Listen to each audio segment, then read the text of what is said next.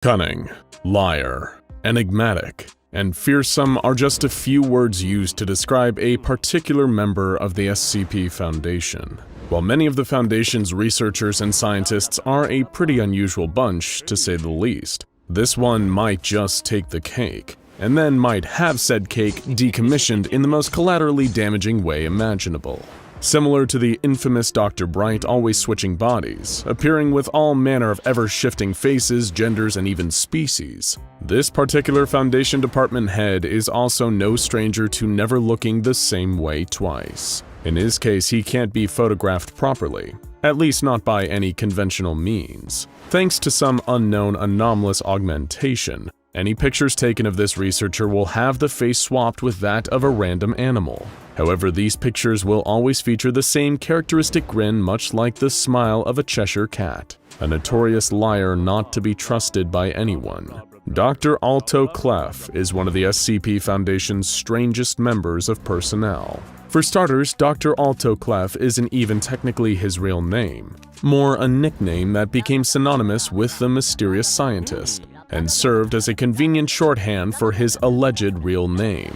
You see, according to the entity most commonly known as Dr. Clef, his real name is actually a sound unpronounceable by human beings. His name is, apparently, the A major chord played on a ukulele. This explains why the strange doctor always carries the instrument around with him, should anyone wish to refer to him using his real name on a strum of those strings. In fact, he used to go by a completely different name, the Ukulele Man, and sometimes Agent Ukulele, thanks to his predilection for playing the string instrument. So where did the Alto Clef nickname come from? Well, that one's easy. Dr. Clef received this nickname thanks to his penchant for signing off reports with a hand-drawn Alto Clef symbol, a type of musical note. Dr. Clef had long been one of the more enigmatic and mysterious scientists working at the Foundation.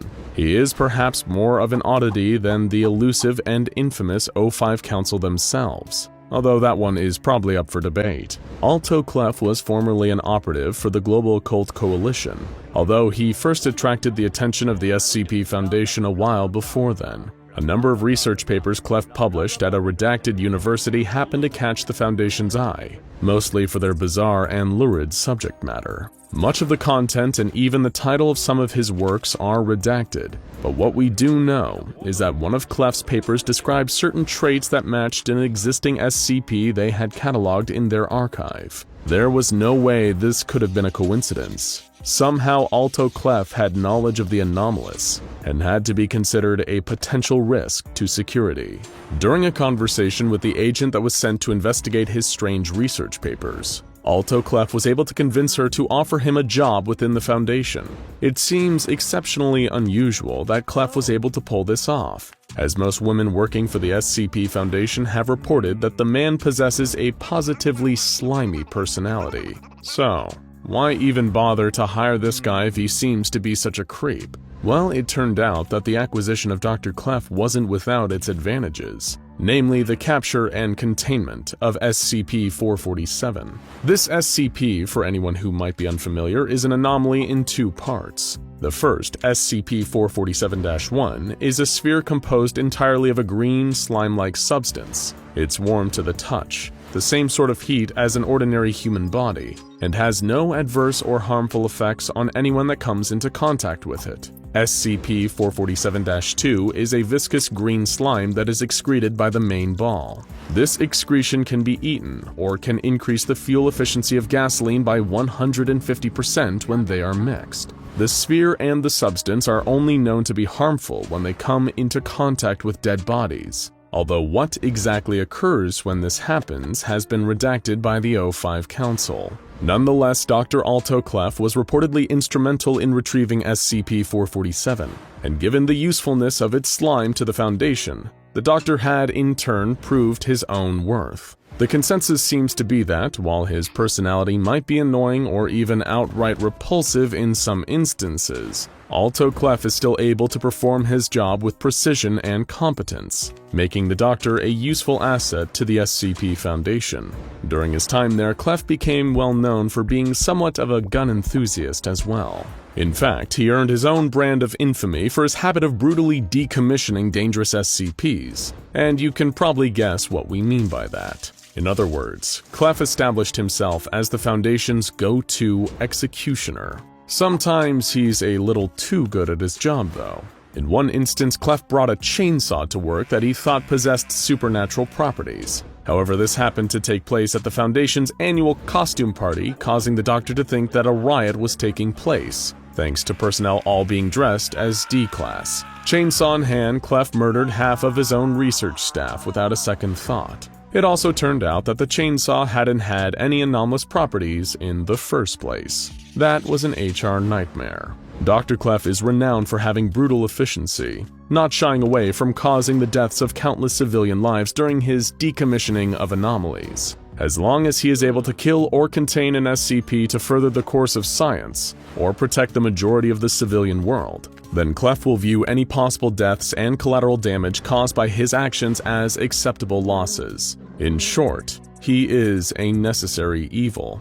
But perhaps Clef's best-known attempt at decommissioning an anomaly was during the SCP-239 incident, also known by the nickname of the Witch Child. SCP-239 might appear to be a harmless 8-year-old child, but she's actually a powerful reality-bending anomaly with impervious, indestructible skin. Her capabilities are almost limitless, and she can influence the world and people around her in virtually any way that she can imagine. As long as she is conscious and can see her surroundings, SCP-239 can create living matter or make it disappear, wishing things into or out of existence with as little as a simple thought. Or as her file in the SCP archive puts it, if she can see it, she can change it. Although SCP-239 was being contained by the Foundation, given a pre-approved list of spells that she was allowed to perform and kept calm at all times so she wouldn't think to cause harm to herself or anyone around her, Dr. Clef didn't think that this was adequate enough.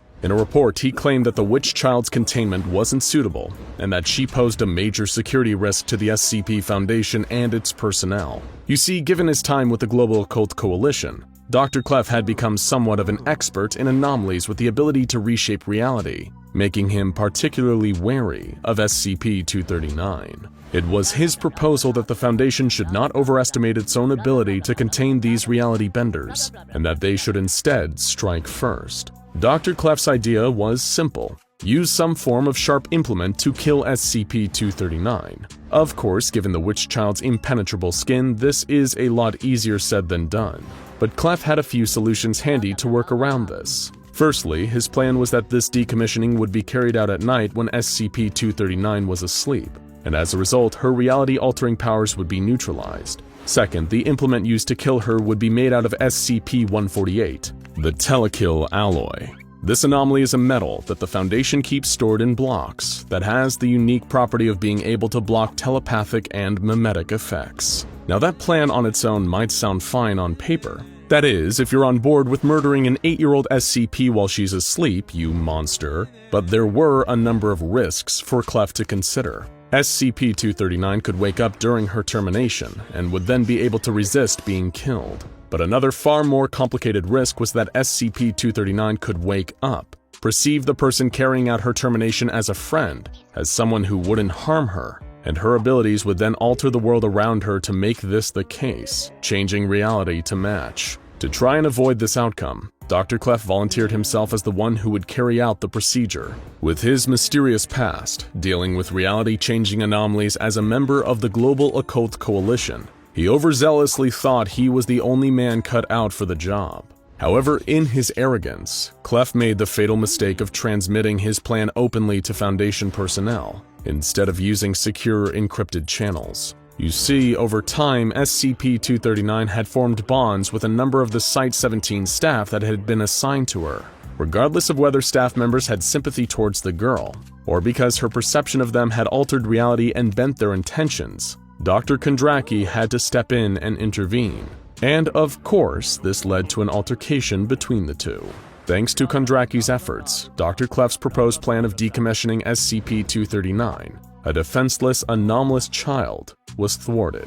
Even so, during the incident, Clef showed how remarkably and worryingly easy he found it to outwit the Foundation's defenses and security forces. Though he walked away from his attempted murder of SCP-239 with a few severe injuries, Clef's career wasn't impeded upon in the slightest. In fact, the O5 Council promoted him to the position of department head for the SCP Foundation's Division of Training and Development, thanks to his reputation for swift, relentless, and surgically precise methods of terminating SCPs. However, Dr. Clef's actions during the SCP-239 incident prompted some within the Foundation to take a closer look at his past. A tricky thing to do, especially seeing as Clef is known to be a liar and not someone to be trusted, and that this has been a long-time habit of his that is unlikely to change. However, there does exist a service record for a Global Occult Coalition operative who used to go by the codename of Ukulele. First recruited into the Coalition in 1981,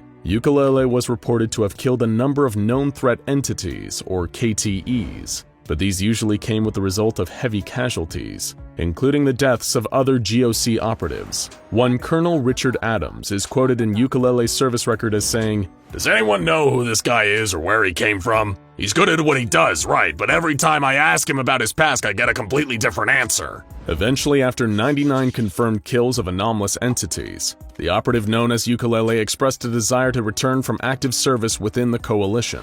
This request was granted, and sometime later he resurfaced working for the SCP Foundation under a new name, Dr. Alto Clef. Naturally, Dr. Clef has never confirmed nor denied that he is in fact Ukulele, although his habit of playing the instrument does seem to imply that there is some sort of connection there. After all, that's not as strange as some of the other rumors floating around about our old friend Alto Clef. Some think he's an incarnation of the devil himself, or that he even married a goddess and had several children with her. Others claim Clef is the biological father of SCP-166, a girl with deer horns and the ability to make anything man-made corrode. Then again, you'd be better off coming up with your own answer than asking Dr. Clef about his past. He's hardly likely to give you a straight answer, providing he doesn't accidentally kill you on the spot.